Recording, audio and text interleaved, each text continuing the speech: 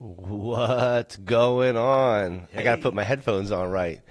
How you doing, man? hey, man, it's good to be in the new year, man. How you doing? Welcome back. All Well, the right, new year is we've been here since the new year, but we have been on hiatus for a little bit. How are you? I'm good. And I mean, one thing happened that may We'll spell out de- the reason. we'll deal with that later. Okay. I'm not even gonna tarnish. We have a great interview All right. tonight. I'm gonna ride you. You know it's coming. Well, I wanted to set you up. You know it's coming, and it's gonna come. You got to give me some time. All right. Yeah, I need a little bit extra time, but you're going to get it. But yeah, so I heard you've been going to the spa lately. You bring Hey, some videos so we can see it. little self care, Nice. Listen, little foot treatment, right? Yeah, foot Get treatment. get the pedicure, and then a couple weeks later, got the head treatment, head massages, shoulder. Wow, All about wellness. wow. Check you out. Can you next time you go? Can you take some videos so we can see you doing I this? might be able to do that for Just a you, little bit. just a little. Just let us see the inside, what it looks like when you go and have a spa day. I don't have spa days. All right, I'll bring the camera next time. All right, cool. So, so welcome back, everybody. Late Night Green interview series. We've got a great interview tonight. When you guys are wondering what it's like to make a break from the corporate world, and you want to move into the wild, wild west of the cannabis industry, we've got the guest who's going to tell us about how that happens tonight. You ready for that? Yeah, I'd like to hear the blueprint. I want to hear it too. I will tell you this. You always know, like when we had our pre-interview, and I'll introduce Devon in a second. When we had our pre-interview, I had to like say, all right, we should stop talking here because the story was getting good and we know the direction that we want to go in. So I think we're going to have a good one tonight. I'm excited. Me as well. All right. So welcome to the show, Devon Richardson. Welcome to the show, Devon. Hey, how are you? How are you? I'm doing great. Thanks so much for having me on. And the gear, guys, I love it. I love the hoodies. We don't usually wear the same thing on the same night, but this is what happens when there's no coordination. I love it. We'll That switch means it you up guys are next in time. flow. Yeah, well, we're in the flow, all right. I'll tell you that. We're in the flow. Phil has the game worn one on, so his is more valuable. Yeah, there's carnage in this one. So, Devin, welcome to the show. How are you? I'm doing great. I'm doing great. Good. Well, everything looks good over there. You're looking good. So, Yeah, yeah. you and I had the pleasure of meeting very recently. We have a mutual friend, and they put us in touch. And when you and I spoke, we really had a great conversation. And I kind of said, "Hey, we need to stop here and save it for the show." So I appreciate you doing that. But we kind of like, I think the way we framed it, Devin, is that you have a really interesting story that I think is one that everybody wants to hear. So why don't you start us off with what you were doing prior to your Yeah, move into this space, and then we'll kind of work our way through that and kind of see how this transition went. sure, sure. So I was working in New York in corporate America, as corporate as you can get. I actually wrote a paper for medical cannabis when I was in college, so 2004, so way back in the day. And this was like 2015. I was actually working on a deal that was I was about to close. I was done with the trajectory of my career. I wanted to do something different, and I just saw all the moves, and I said, you know what? I'm just going to drop everything. I'm going to move to. I'm going to figure it out. I'm going to jump in the industry. I truly believed in the medicinal value, and I was really about this opportunity. So I figured I'm pretty good at just jumping off a cliff and figuring it out on the way down or up. That's we we do that too. but so I just jumped to Denver. I didn't really know anything. I didn't know anyone, and just started putting the pieces together and figuring it out. And it's been a decade later, and I've worked across markets. I've probably not done everything in the industry, but I've done a lot in different capacities. There's supply chain companies. Yeah, and I've kind of made full circle. The whole goal was to get back to New York. I lived in Denver, LA, Chicago, and then got back to New York right before the pandemic to watch that market. Well, slow down, slow down, Devin. There's so much in between that. That's all the good stuff. So let's Yeah. do this. When you made that first decision to go to Denver, like I think that was like one of the big ones along the way, right? Like that was the transitional one. So tell me a Oh yeah. little bit, yeah, tell me a little bit about that time of your life and like I know what you said as far as what was driving you, but like what was it really like to have to make that decision and to pick up? Well, it was, I had some personal stuff going on that gave me a little extra oomph to take a risk like that. But honestly, I was scared as shit. Right. I, I, I couldn't believe what I was doing. I was joking about it at first. I would tell people like, oh, I'm going to go to Denver and get into cannabis, right? Get into weed. And people were like, okay. And before I was even leaving New York, I had a couple of months before I would get to Denver just to see family and kind of take a breather before I jumped in. It's interesting. Before I left Brooklyn, it was probably like a week or two before I left Brooklyn. At my local dive bar, I met this guy from Denver, and he had just moved to New York. He was working in cannabis, and he was like drilling me pretty heavy about the industry and what's the revenues and the tax situation. And at the time, I just really didn't know yet. And he was like, what are you going to do? And he was kind of, he's pushing me. And he said to me, he's like, they're going to eat you alive. They're going to eat you alive. And I'm a pretty tough girl. And of course, I brushed it off. But inside, I was like, shit, like, what am I getting myself into? So when I got to Denver, it was literally like, okay, who I knew one person. It was like a friend's ex-girlfriend. She introduced me to one person, and then that person told me about Denver Tech Startup Week, which was the first time they had their cannabis panel. And I researched everyone on the panel, and I essentially walked up to everyone at the end of the panel and I pitched them to give me 5 minutes. And what's interesting is the first person that sat with me, I met with him another day. His name was Zach Marburger, and he basically told me, he's like, Colorado, California, he's like, all of these markets are done. All of the opportunity is in the emerging markets. And he's like, and the second thing is you're just going to have to do everything you can in this industry to learn. There's no book. There's no one that's going to tell you what to do. You just have to really figure it No, out. no manual, huh? No manual. And a couple weeks later, I think it was maybe a couple weeks, a month later, he moved to Chicago to start a company called Cresco. So he is the CTO of Cresco, which was just fascinating through that journey of like the people you meet and Wow, then the it stories that is. they go on to do. So So how did you um, spend those 5 minutes with those folks? What were you like? What did you do during those 5 minutes? I like had a pitch ready. I was like, I mean, I was always in sales. So I essentially had a pitch of like, I've built my career in sales and like corporate sales. I'm from New York City. Like I had some pitch, and I said, I want to apply this into building companies in the cannabis space. What guidance, tips could you offer as I'm trying to find a company to work with? Um, Most people were pretty receptive.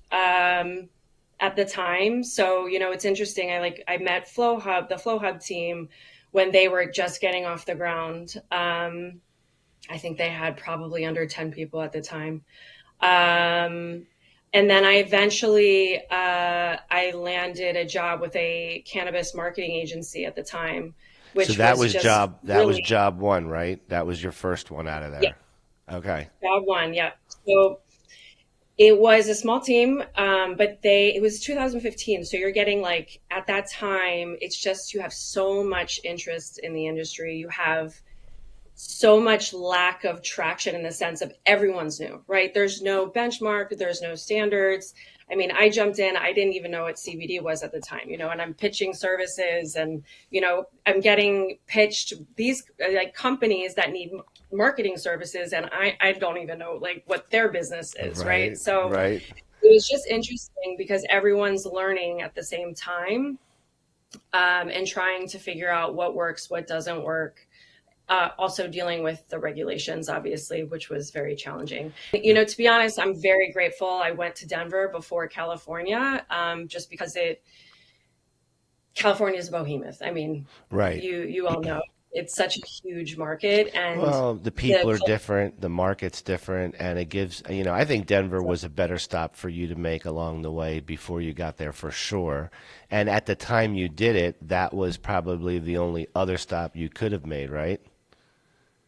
yeah, exactly. It was. I mean, it's wild. There was only a couple markets that had legalization at the time, so So I within think maybe Mark, I'm sorry, I didn't mean to interrupt you. no, no, you're good. So within that marketing job, what were you tasked with? What were some of the primary things that you worked on? So I was head of business development. So my job was to bring in the new clients and pitch them, sell them services. I developed a team. So it was an interesting ride. I was with them for about a year. And then I actually started my own agency. And our first client was Tommy Chong. So we launched the Chong Choice brand in Colorado in 2016, which was fascinating because uh, Snoop had just launched. Willie, I think that was there. I might be missing one other celebrity, but anyways, it was fascinating to see It's an to work exciting with time. Tommy. That's a Yeah, it super was. It exciting was. time. Yeah, it was an exciting time, and it was awesome to work with Tommy. Just his background, obviously. I mean, he's a legend in the industry for decades. So it was great, and it was also like and I can't at the time. I guess this is for me. You're just learning so much about cultivation practices and what really good weed is, and it was just awesome. It really was. So you made this bold move, right, from New York to Denver. You had the business development background, right, in the corporate world. And what Yeah. was that your angle at first when you get there? Hey, I know so many genres you can get into when it comes to the cannabis industry. Did you focus maybe on the business development end first, or you were just down for anything? Yes, that's just what I knew, and I knew that was my strength. So I leaned into that because I knew I would not know what I was doing in any other way. So I just kind of leaned on my strength as much as possible. And I tried to be open. I mean, I was prepared to be a bud tender. Honestly, I was trying to take, Zach's advice. Um, you know, I was trying to take that on very seriously. Like I was down to do anything just to learn. So, um, and That's I think awesome. again, like yeah, the company I worked for was great just because I got so much exposure from Yeah. different companies. I'm sure Um, you made a lot of contacts prior to making that move to start your own thing. So tell us about starting up your own thing and some of the challenges. What were the highlights? What were the lowlights? Give us the down and dirty because we all want to know. It's not so Starting, glamorous all the time. yeah, I'm it was assuming. another, I mean, I think it was another like, oh my God, what am I doing? This is scary, right? It wasn't exactly planned either, but I'll skip over those details for now. But it was kind of circumstance meets opportunity. You're also looking at, okay, do I fund this myself? At the time also, it's 2016, 17. Having a marketing agency in cannabis is tough because you're not exactly getting market rates for your services. It's marketing is one of those things that it's the last thing cannabis companies are finding a budget for because of 280E and all of that. Um, so even talking, I did take on investors for a period. They were traditional money people, so they did not understand cannabis at all, and that was a big challenge. Understanding, clients would run out of money. You can't put the word cannabis in your legal entity name because you won't get a bank account and you could get blacklisted from banks. Those types of things. it was it was Those definitely a little challenge. things, huh? Yeah, yeah, yeah, yeah. So, um, I think times have changed significantly, but it was challenging. It was hard to keep cash flow. I mean, ultimately, in 2017, I moved to California with my company I wanted to be in California ahead of adult use taking effect. Hmm. And, it wasn't a pleasant experience. I mean, I learned a ton. I worked with a large distributor out in California, and I was in 50 dispensaries easily in a couple of months from Northern to Southern California.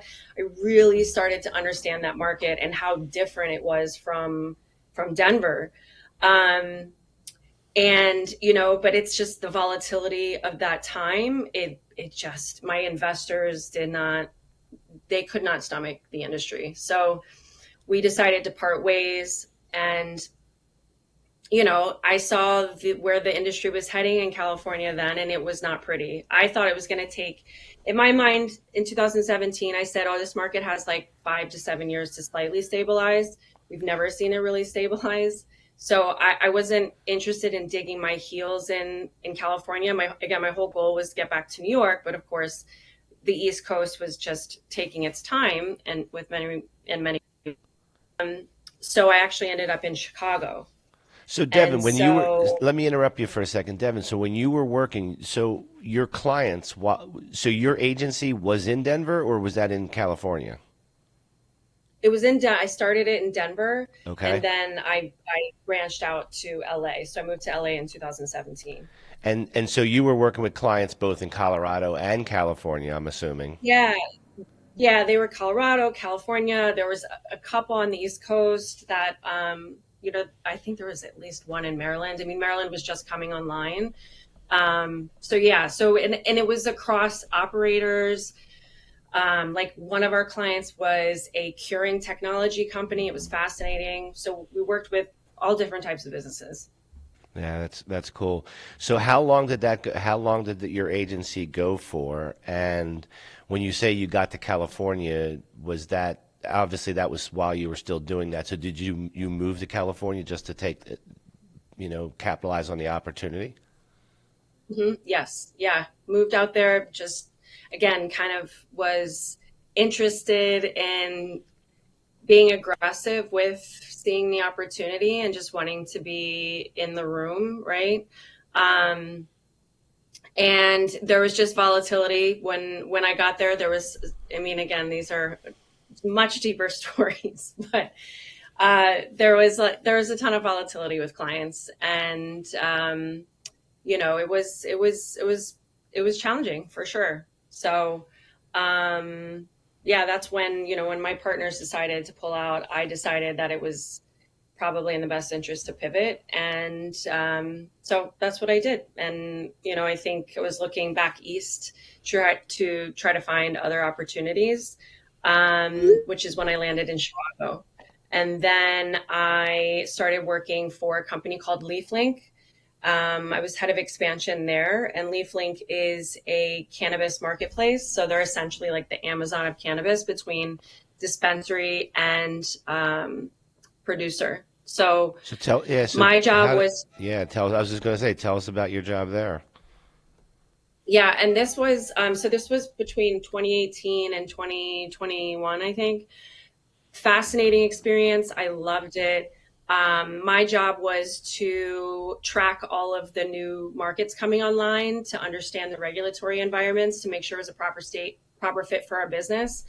And then my job was to go in and gain adoption of the platform. So from Alaska to Puerto Rico into Canada, the Caribbean, that's what I was doing. And I was always on the road. I lived on an airplane. I opened over 15 markets for LeafLink, and it was fascinating. I mean, every single market is different, and every single market that opens is very different according to the regulations that are in place, how many licenses they're allowing, in which order they actually approve the licenses. You know, some states like Oklahoma did it completely backwards, but you know, it's the So culture of cannabis and the market. Yeah, well, that's interesting. It seems like the biggest part of the cannabis industry is the regulations, and it's a tough business. that I've, shouldn't be the biggest part of it. yeah, but where it's a difficult to get started in this industry. So, in fact, I just read an article about a gentleman who was in the industry, and it just got too much for him.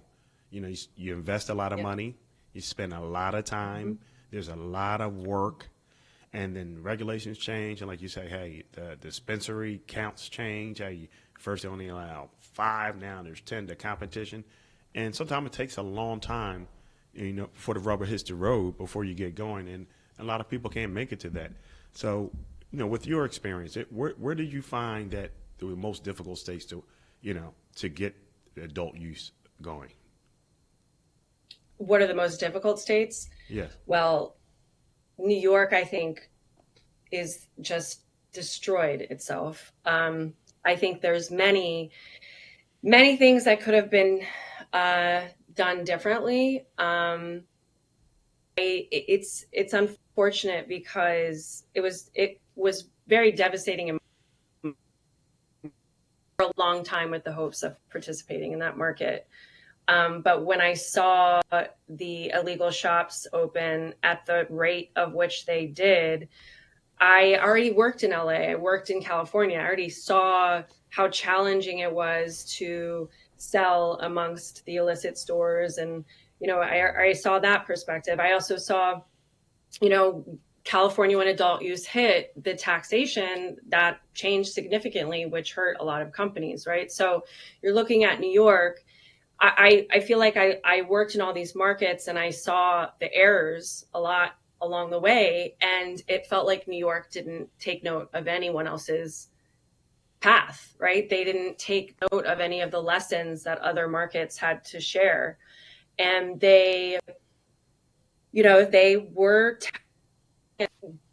been laying the groundwork for the most equitable market in the country that they've hurt the most. And they didn't prepare them. They sold them a pipe dream. It's very sad. Well, So I guess we're going to wrap up with the current state of affairs and maybe your thoughts on it. I think you've given us a preview of that. But when you were with LeafLink, I guess that was kind of at the time where there was kind of a real shift in how the old traditional wholesalers in the industry were kind of doing business. I think, you know, you were in essence kind of a disruptor to that because I think when we're talking about like specifically like 2018, you started to see a downscaling with some of the big wholesalers in the market, and they weren't quite taking the space at the shows they were taking before, and some of them you don't even see around anymore at this point today. So what was your take on the disruption of the wholesale market at that time that you were involved? well, I think I don't know about the disruption necessarily, but of people at the time, it was difficult if they had been visitors before. Converting over to the legal market was very challenging, right? There were to implement. There was just different ways of operating um, to make that transition. Um, I also think a lot of people didn't want to because they didn't want to have to deal with the taxes. They preferred to stay on the non-legal side, so to speak, because I thought that was um, I think, yeah, I think it's one of those things where you have to constantly change with And it was the also way. like the ability to sell direct to retail. So, the direct store deliveries, being able to eliminate that middleman, so to speak, I think obviously had some of it. Technology, some of it was a disruptor, but interesting. So how did the rest of your Leaf Link as we travel on your journey? How did the rest of, where did that end, and when did you move on? Yeah, so I've expansion for a couple years. Then they launched the logistics business, so I was getting even more to the supply chain. We were doing secure transport between producer and dispensary as well, which was fascinating. Again, every single state is different. Um, and I moved to another supply chain company called Backbone, which was essentially a system. Amazing company at the time, great team. But unfortunately, that company didn't make it financially within about a year. Um, you know, I think sometimes companies they want to grow like a Silicon Valley company, and they forget to remember this, and the challenges are very different. Yep. And I think that scaling quickly it's the risk. Well, people skip, like, at the end of the day, Devin, when you're talking about a gold rush, people skip steps. They want to get Right. they want to get to the pot of gold as quick as possible. So I think you see a lot of mismanaged situations. I think you see a lot of startups that come and they go real quick. And so it does take a lot of planning. I think it takes a tremendous amount of hard work, and not everybody's going to win this Yeah, battle. you need business Yeah, acumen. Just puffing weed yeah, is not going to for do it. sure. So, Yeah. It's either that or the other extreme of, the corporate success doesn't necessarily apply to cannabis. true. It's almost like meeting in the middle. It's still having to somewhere in the middle. But you can't necessarily. You can't just scale that fast. Sometimes I No. think it's Well, it's listen, and when, you know even if you're not in the cannabis space, the rate in which you scale can dictate whether you're going to be successful or be completely bust broke and out of business. I mean, too much business that you don't manage is just as bad as not having any business at all. It can lead to the same outcome. And so, yeah, right. it's a great lesson. So here's what we're going to do, Devin. We're going to take a quick commercial break, and then when we come back, we're going to pick up from your journey here along the way. So Awesome. we know there's more. All right. So Got it. all right. So yeah. So we will be back right after this.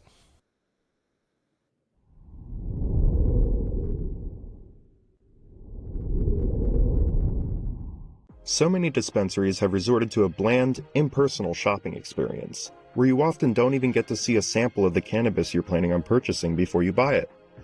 If you're looking for that extra personal touch, come check out High Roller Dispensary in Atlantic City, New Jersey. Our staff are avid cannabis connoisseurs who are sure to help you find the strains that fit you best. Whether you're looking for premium flower, edibles, concentrates, or tinctures, we have you covered with over 100 different strains to choose from, all of which are able to be seen, smelled, and thoroughly examined in our elegant showroom. If you're in a rush, we offer a seamless online ordering system that allows for in-depth exploration of all that we have to offer. So whether you're a novice or a seasoned stoner, be sure to stop by High Roller Dispensary and we'll make sure you're floating on cloud 9 by the time you leave. I'm Rob Cantrell, and you're watching Cough Country TV. Right here, right now. This is it. You're watching it. Cough Country. You're in this country, cough it up. Cough it up for Cough Country TV. Right here, right now, on the internet and beyond. Media, television, pizza, weed, legalized.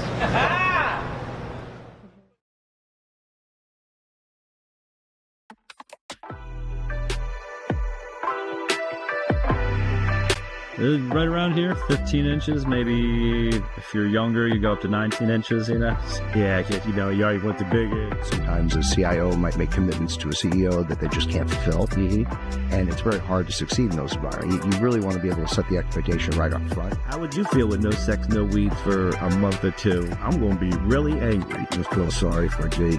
Yeah, Jake's going to get fucked up. Wow, this is Phil. Yeah, for this is all you. This is the Cough Country OG pink hoodie.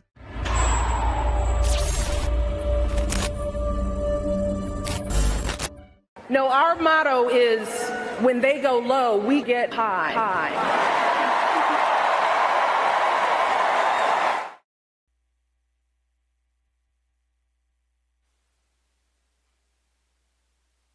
And we are back. What's going on? Hey, our commercial sounds like a commercial for a porno, man. We got to fix that.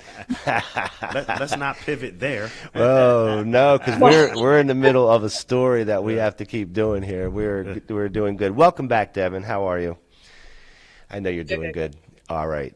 So let's pick up where we left off, because I know that you then dipped your foot back into. Did your business stop and then you restarted again, or did it? Yeah. So at this point, so now we're in 2019. I'm back in New York. Well, I'm still at LeafLink. I did, because I moved all around the country. So I moved back to New York right before the pandemic, with the goal of just, wanting to participate. I saw that things were starting to move along. Started working at Backbone on the side. I also was putting a team together because I wanted to pursue a manufacturing license. So that was kind of being developed, but like I said before, after the bill passed, you kind of just saw what was taking place with the illicit shops, and I've lived the pain, and I told my team, I said, I don't think this market is. I'm just not interested in that level of pain. It was unfortunate. So, to be honest, then Backbone went under, and I was exhausted. To your point earlier with one of your friends or someone you spoke to about they just couldn't do it anymore. That's where I was. I'd spent almost a decade. I had taken some serious financial hits. A great experience. I learned so much. And I didn't know where to go from there, right? I had seen every market take the typical cycle, right? I just didn't know where the US is going to go. I went to Cannabis out in Spain. I was like, Europe, show me something. I love that name. Yeah. I love that name. An amazing conference. I met some awesome people, had a great time. But they're struggling as well. What? I was just telling Todd we got to go to that Cannabis. Yeah. How are the buds out there? Yeah. Yeah.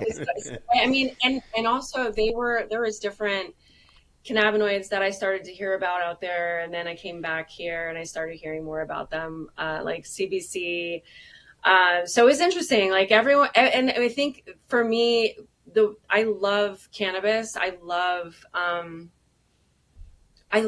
the science. I geek out. I've worked with a ton of people. I mean, that's how I know the friend that introduced us, right? Like I know a ton of people in production that have been either, messing around with concentrates in garages, or, they've been doing this for a long time, and the science behind it is incredible to me.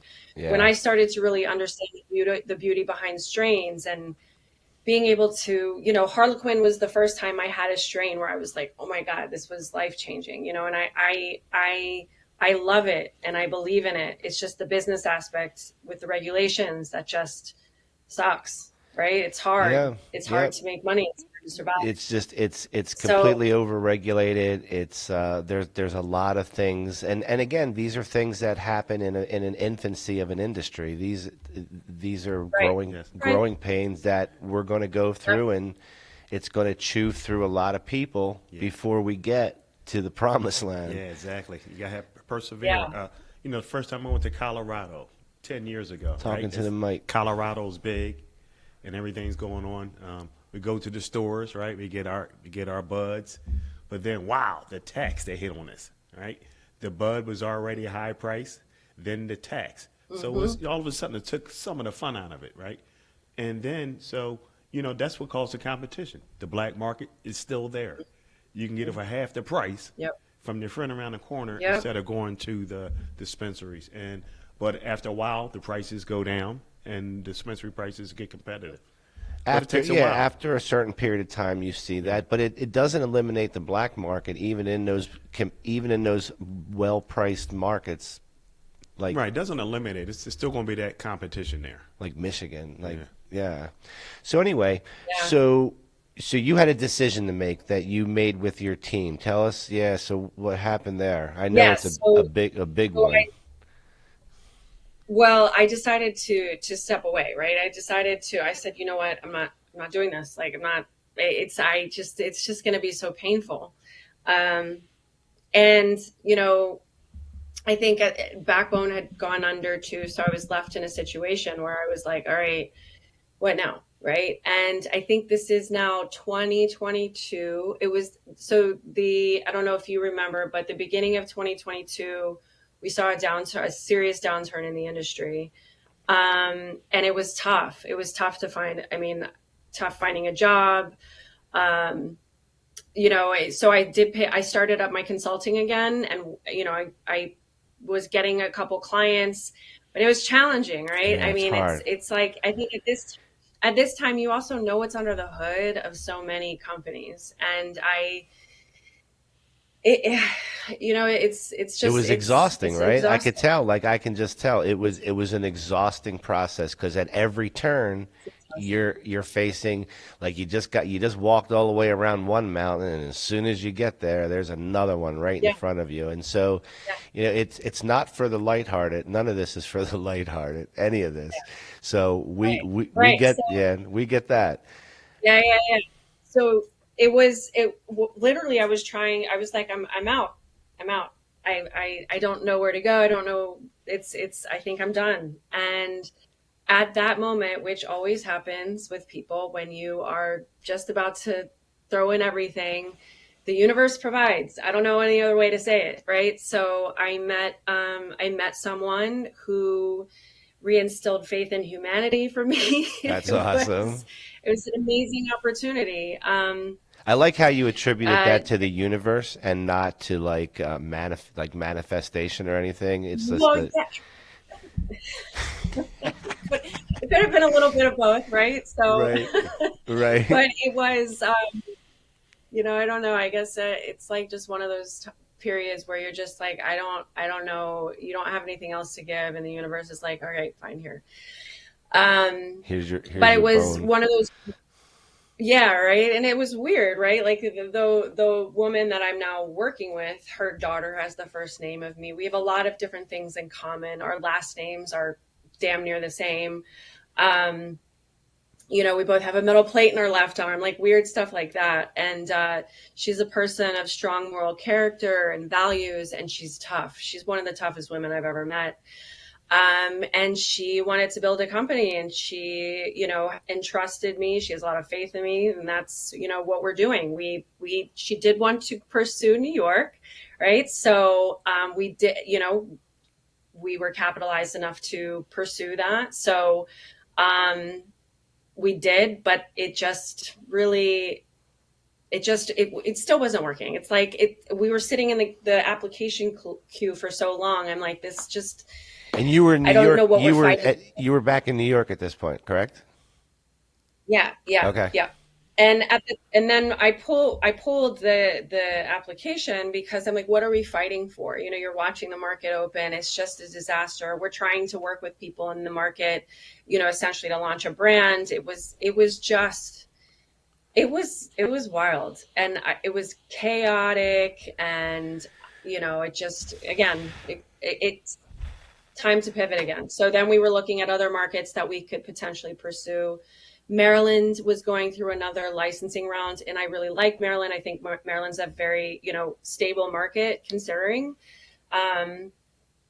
And, but of course that in that round of licensing, it was very difficult to partner with a group because of the way they wrote the regulations. So, we decided to step back from that market as well. And in the back of my mind, I was hearing about hemp and, the Delta 9 products that were rolling out and the opportunity there.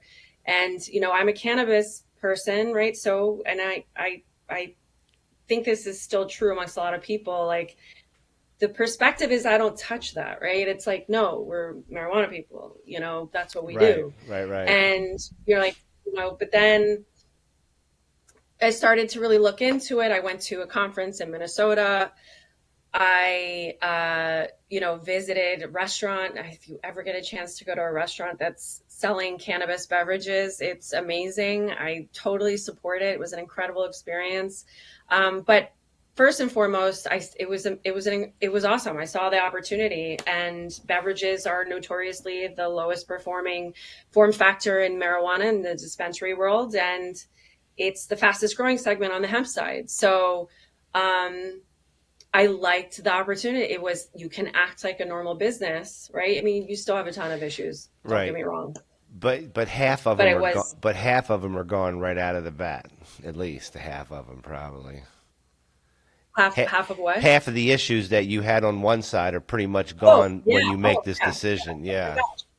I mean, the fact that you can move across state lines, you can sell direct to consumer. That alone, it's a game changer. It's a no-brainer, right? So it's a window it's actually, Devon, it's a preview into what it's going to look like when deregulation occurs and we can start doing business across state lines, which is really what's going to move everything forward. And the success on the hemp side is really nothing but a preview, really, of that. And I'm surprised people in positions of making decisions aren't really paying attention to that as much as they should. So mentally, how tough was that for you to go from the cannabis world to the hemp world? Was that honestly, going back and forth in your head? It wasn't. I know it was. So it was like at first, because I had been looking at it like a little bit in the background for a while, but I think it was just, I had another uphill battle when Maryland when I didn't see an opportunity with Maryland, I was just like, I'm so frustrated. Was Jersey an option at that point? Or was it New York or bust, or was Jersey a possibility? Jersey. Was it too early? Too early. It was too early, and it was, I think, I don't think the application period, I forget why we just didn't pursue New Jersey, but, it's our head of product, my head of product, he actually had a little bit longer of a transition mentally, I think, because he was definitely on that side too. He's like, I don't know. I think we could still do marijuana and, but he came around in the sense of seeing the opportunity, and being able to, because I think ultimately our goal was to build a company, a value-based company, and really bring great products to market. And that's still possible on the hemp side. It just may look a little different, right? Like you can't do awesome flower I mean, I guess that's a whole debatable conversation there. What did you launch with? What did it look like in the early? So we're working on it now. Yeah, we're working on them now. The brand's called Lorea, and it's a functional beverage line. So we're focused on cannabinoid blends, adaptogens, botanicals, just very intentional ingredients to help you design of mind, so to speak. So our whole team, like our founder, she's an ultra marathon runner. She's running a 200-mile marathon on her 60th birthday. Incredibly wild. Our head of product was a rugby guy. I'm just a natural athlete, but I struggle at. He's natural. I struggle at. I still struggle. I do what I can, but we're very into to optimize our health, and so does things along those lines. So we wanted to create products for people that are into that stuff, right? So the different functions are energy, focus, happy, and sleep. And we want to blend, people are, it's like the cannabinoids that are out there, it's still new to a lot of people, right? So we want to help educate people on the beauty of CBG, THCV, CBN, right? It's not just THC. So, yeah, it's exciting. And we're How'd you also guys deal with focused on. how'd you deal with the sugar issue? Did you use sugar in the drinks, or how did you deal with that? So we're not, I don't believe we're still working on formulation right now, but we're not adding sugar. We're low. I can't say that for sure, but I don't think we will be. Very low sugar. I think everything is under 9 grams of sugar, I believe. Yeah, so I'm learning a lot about developing beverage formulations, and it is hard. It is difficult, and we're doing 4, right? So, in the beginning, we're like, oh, we're gonna do 4 of these different functions, and then you realize you're doing something. I'm always choosing the hardest path forward. My father told me, and he would tell therapists, he's like, Devon doesn't choose the path that's less traveled. She chooses the path where there's no clear visible sign of possible getting They call that the path of most resistance. Yeah.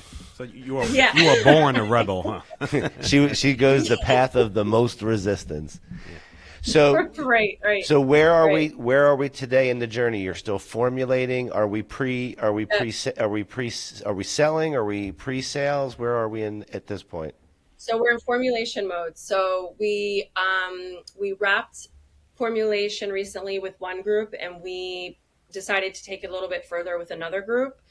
We're hopefully finishing formulation by the end of March, and we'll be getting to market by early June. So I'm very excited. Right now, we're also looking at. Thank you. And we're looking at the states that we want to launch in, which is honestly the regulatory environment on the hemp side is really, really tough as well. I mean, things are changing all the time. I mean, we have the Farm Bill, obviously, that's in queue. This is my perspective. I don't see much movement happening there anytime soon. And I don't think this administration is. Well, let me ask you this: what do you know about the lobby? Is there a lobby put together for yes. I'm sure there is lobbies put together on the hemp side, and I'm sure they're fairly and now they're probably stronger than they were when they put this back together the first time in 17 was the first Farm Bill? Yeah, absolutely. So we're supporting the Hemp Beverage Association and the U.S. Hemp Roundtable. I think that the HBA has a lot of focus on the local levels, and the U.S. Hemp Roundtable. I mean, they're both working together, but the U.S. Hemp Roundtable has also a focus on the federal level.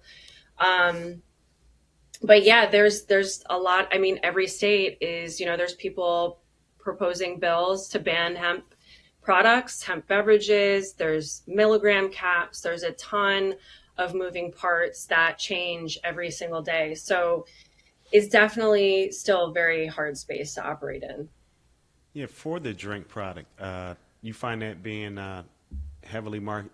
Are you going to market that to like recreational states? And where's the fit for that? Yeah. I think our focus is on the Southeast. So Florida is going to be a huge market. We're also looking at South Carolina.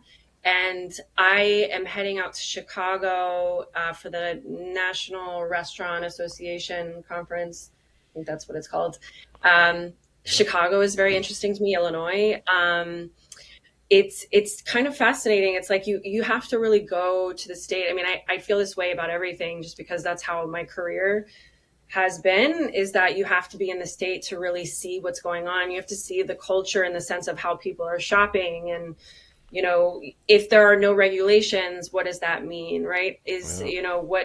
How are retail shops purchasing, right? And it's different. And that's some of the things that our team is focused on understanding right now. So the Southeast is very exciting, but there's also some scary moves. I mean, you saw California just outright ban it a couple of months ago. And then, Texas is Texas has a very robust hemp market, but there's some strong political opposition that, that could change pretty quickly as well. Well, it's a good point you make. It's something you and I talked about when we were chatting on the phone, but there is some risk, right? There's risk in anything that we do, right? But there's some risk with what's going on. There's some pending new legislation. There's what you just mentioned in California. I'm assuming that is not probable, but could happen in other places. What's your plan? Is there a plan to pivot back to cannabis if hemp disappoints you or disappoints the market? I say we shall see what happens, because ultimately I don't think I have the energy anymore. I mean, the reality is that beverage has shown to fail in the dispensary model. So it's hard to say, right? If we're pushed to the dispensary model again, what do those regulations look like? Can we cross state lines? Are they gonna, are they gonna limit us on a state by state basis again? It just really depends. I've made comments to the team, we do want to create a non-cannabinoid beverage as well. And it just depends at the time. There's so many moving pieces to consider. And we'll just have to see. No, I get it. So you mentioned New York earlier, and Todd asked you, what's the most difficult state? I think it's probably the one you're in right now. Where do you see the whole New York thing going? Well, and I want to talk about anything that's what's some of the things that you're going to expect, some of the things coming up in the near future for your brand. And earlier I was going to say, if you need Todd and I to test any of this stuff out, we would be more than happy to help you with these formulations. Yes. He's a connoisseur of anything, and everything. But so what do you think is going to happen in New York? Because it seems like they've recognized the fact that they have a shit show, and they're making attempts to do it, but the lawlessness of this program in the state just allows for it to continue. So they continue to shut down illegal dispensaries, they continue to pop up, and now I'm assuming there's a plethora of retail places. I'm positive of hemp products. There's probably every corner store. So what do you see as New York's fate in this whole thing? I compare it to California, right? I think California is still struggling. I think I read an article yesterday that the illicit market is, I think it said, I could be wrong, triple, if not double, the size of the legal market, right? So they still have, it's almost like the problem still exists, right, from that standpoint.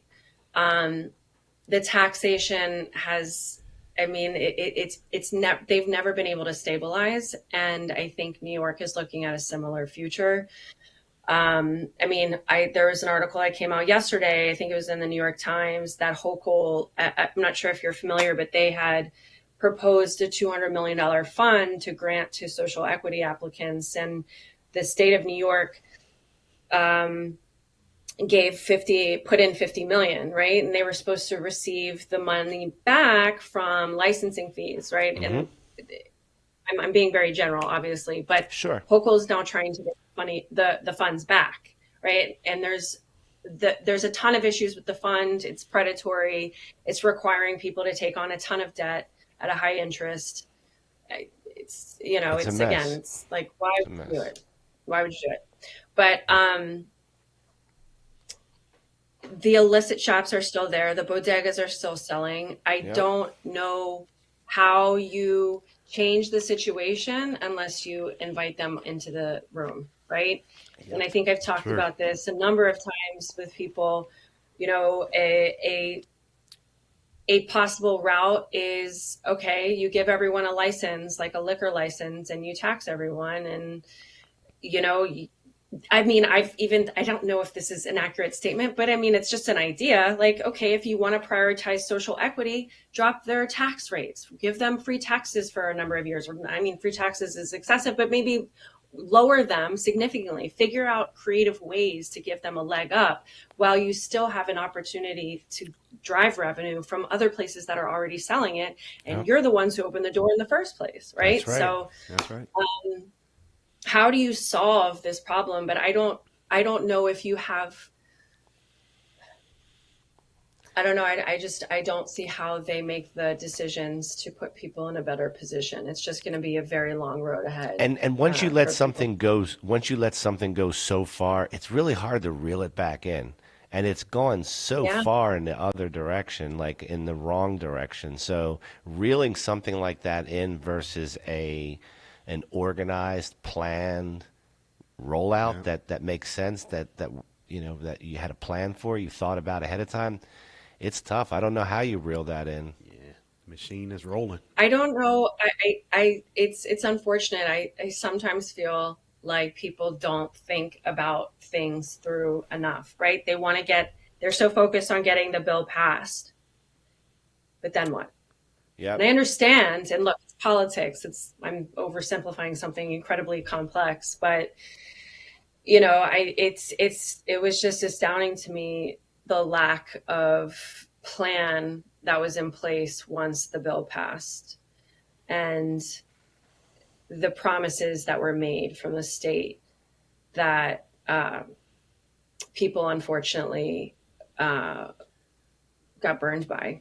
I think, I don't know if you saw, but during the initial rollout, you had farmers at city hall meetings or, commission meetings where they're suicidal, they're losing everything. You have people saying they put their kids' college funds into their dispensary license and they're losing everything that they have. And it's just, and it's like, It's people rough. that have worked in other markets could have been like, I could have told you this would have, like, what are you doing? Like, it's just, Well, I think like it's sad. one of the things that you said is that you love New York, and you had a kind of the goal from when you left is to get back, right? You almost from day, like you seemed to in our conversation, from day one you wanted to go back. So you've got a vested interest in wanting to participate in that particular state's program, and so for that reason,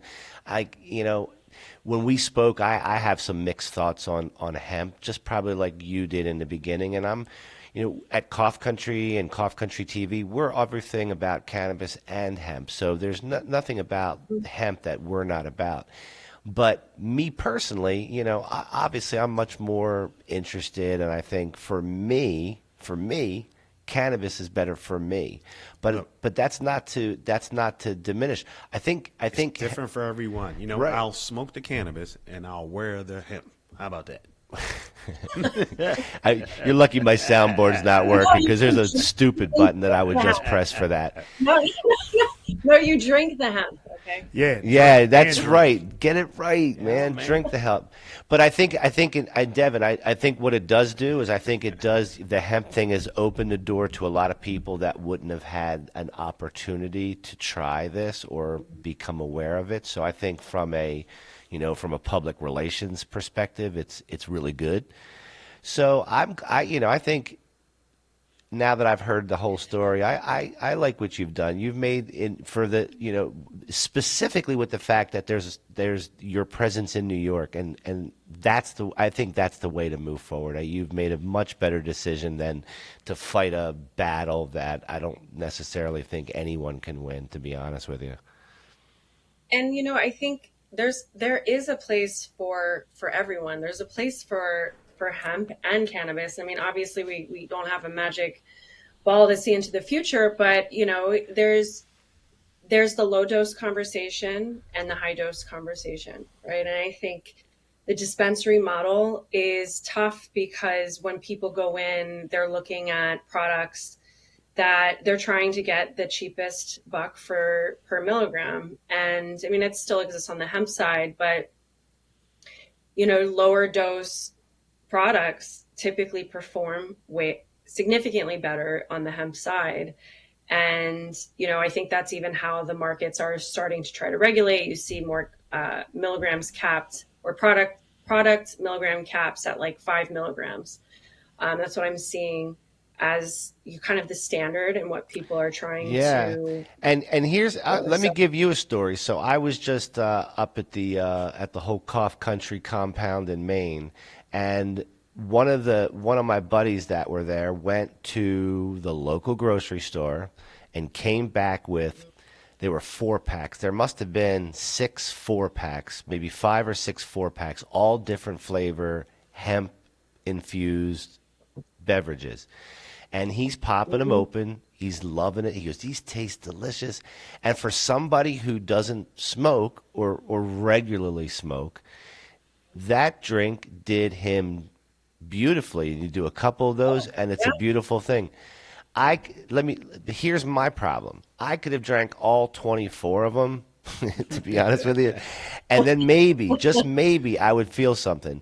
So, what's the deal with the? How are we doing? Are we doing higher doses on the hemp side? What's the deal with that? So, our company is not, and typically what we're seeing on the hemp side is no. I mean, I think in Minnesota, there are definitely people doing it for sure. But I think that is, if we're going to frame the industry from a regulatory standpoint, that's when you would go to the dispensary. You want, your higher milligram dose product, you get it in a different place. But, I think maybe what is that? What place is that? So I know. Phil, we can't help you. Like I'm saying, we can't help you, Phil. Where do I find it? I just need to know. So I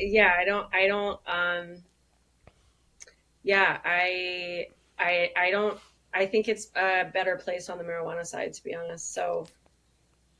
So there's an application for these products, and it's not for everybody, and it's not for every situation, but the bulk of the popularity is with people who are experimenting, and sometimes they're new to this. I'm sure the age demographics in this drink space is probably on the younger side. And listen, I'm all for it. I think it's great. I'm happy for you. I'm glad you're doing this. We would love to test some of this stuff out. And you're not that far away, Devon. We could get you in the studio here, right? Come and hang out on the Cough Country TV studios. Yeah, of course. I'd love to. Yeah, and I prefer. My preferred consumption method is a joint. Like a flower is my preferred method all day. But you'll work well. I do enjoy. Well, yeah, you I get do along enjoy. with. How about bong hits or dabs? You into those? That's my Jimmy Jam. I haven't, not too much on the bong side. It reminds me too much of high school. I don't know. Well, but honestly, it's weird. It's like, again, going back to the culture of cannabis. When I moved to Denver, for some reason, every time I went to someone's house, they were offering me a bong hit. I'm like, is that what everyone does? Yeah, you know what? That seems a little youngish. But does it? No, yeah, but it's not a young thing. It's just for me, my memories. It's not. I'm not. It was her. No. But you're right. I mean, it does bring back the younger memories, but it also makes those of us who maybe have not grown out of that stage feel a little bad, perhaps. I don't know. I don't mean to. That is not true. You're trying to be offensive at all. It's none taken, Devon. We love you. None taken at all. So as we wrap things up here, what should everyone be looking out for? How can they support what you're doing? Where can they find you? Give us some information about how we can support Devon and your project. Yeah. Our website is loreabrands.com. It's not up yet, but it will be. Our Instagram is Lorea_brands. That is up. And spell it for us. We'll put it up on the screen. Yeah, sure. It's LOREA. And Gotcha. We are going to be putting a lot of energy in marketing and getting out and just being with people and activations, and we really are a lifestyle brand. So we are going to be seen around, that's for sure. And Right we really look on. forward to it. Right on. So, guys, if you are in the marketplace for learning more about the beverages and things that Devon is doing with Lorea, I would highly recommend that you check out her website. I'm assuming they can sign up for information, maybe get on the newsletter, perhaps. And then as new things happen, you put that information out, they're going to find out. We want to do what we can at Cough Country TV to support you as well. So, you and I will talk more afterwards. Thank you. Yeah. And see what we can do to, make sure we talk up the brand. Is there any, give me your last thought. And I hope you enjoyed sitting down with us, because we enjoyed having you. That was actually, this was great. You guys asked great questions. It was an awesome conversation. You guys have a great vibe. This was great. I think you should do this more. I know you guys took a hiatus, but it's time to ramp up. It is time to ramp up. And so, the show's relatively new, Devon, and we just recently, over the last few months, got started. We did have to take the last few months because we were doing some behind the scenes organization and some adding people to the team and just kind of getting it to the point where we can be consistent. We're not doing a late night show tonight, but we will be starting to do those next week. So yes, we appreciate those words of kindness and wisdom and encouragement, and we will take you up on that. Todd, last word for you before we thank Devon. Hey, well, just want to say thanks for coming, but we appreciate you and your information. It's very insightful, and we would love to see you back. Yeah, we'd love to have you back. Thank you. And guys, if being in the cannabis space, like any other new industry, is a journey. It has its ups, it has its downs. It is not easy. It's not for the faint of heart. You got to put your time into it, and you got to work really hard. And so I can see that you have already done that, and so you've put a lot of your time in. So I believe that this is going to go well. I'm really excited for you, Devon. We do look forward to having you in the studio here, so we'll definitely be seeing you again.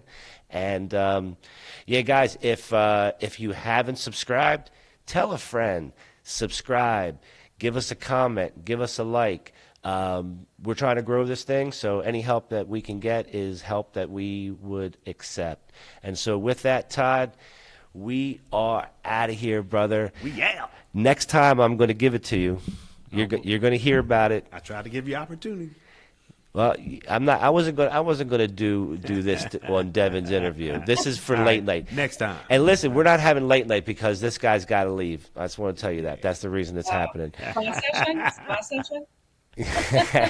No spa tonight. Let's just say he's getting old. Let's just say that. How's that? Devon, thank you guys, and check us out on Tuesday next week. Peace. Be good. Bye. See you guys.